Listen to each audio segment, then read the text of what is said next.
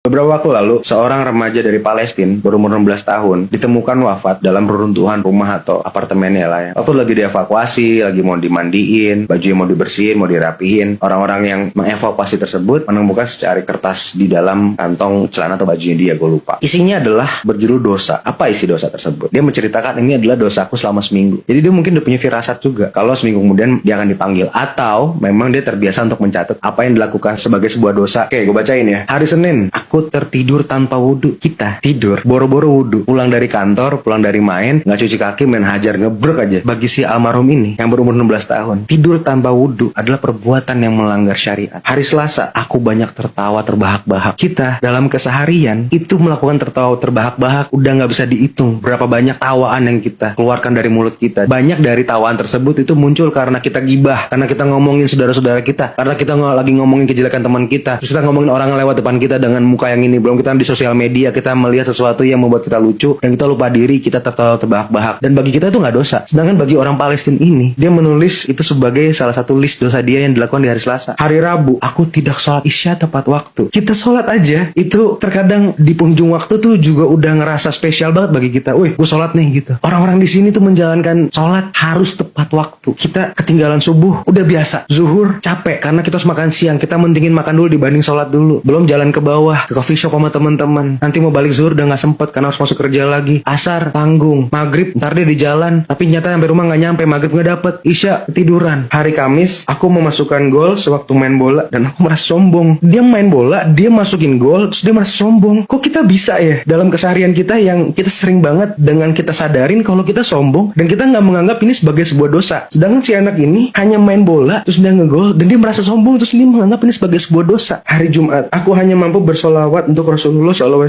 sebanyak 700 kali. Mas, mestinya harus berapa dia mampu bersolawat di hari Jumat untuk Rasulullah SAW? Allahu Akbar. Bahkan kita di hari-hari kita solawat semampu kita 3 kali, 4 kali, 10 kali, dan kita merasa sombong dan kita sholat di penghujung waktu nggak tepat waktu dan kita tertawa terbahak-bahak dan tidur boro-boro wudhu langsung tergeletak gitu aja. Sabtu aku lupa zikir pagi, hal yang kalau gue pribadi jarang ngelakuin karena pagi gue pasti preparing untuk kerja. Astagfirullahaladzim, hal gini ngebuat gue sedih dan bisa menangis karena wah, kalau dibanding ini dosa gue seberapa banyak gitu. Astagfirullah. Kita sadar gak sih kalau kita tuh hidup berumuran dosa? Bahkan orang-orang yang seperti ini yang melakukan ibadah jauh banget di atas kita, sedangkan umurnya di bawah gue jauh banget, itu merasa dia melakukan dosa banyak, padahal ibadah dia banyak banget. Kita yang hidup enak-enakan gini, yang kita cuma beralaskan, wah gue sholat nih 5 waktu, gue ini, selesai. Kita menganggap itu sebuah ibadah yang sudah cukup, padahal belum cukup. Karena kita gak pernah tahu pahala kita, dosa kita itu bakal kita giring ke akhirat kayak gimana, bakal kita giring untuk mempertanggungjawabkan di mahkamah Allah tuh kayak gimana, kita gak pernah tahu. Dan kita sepertinya kita belum siap untuk itu. Kita hanya pura-pura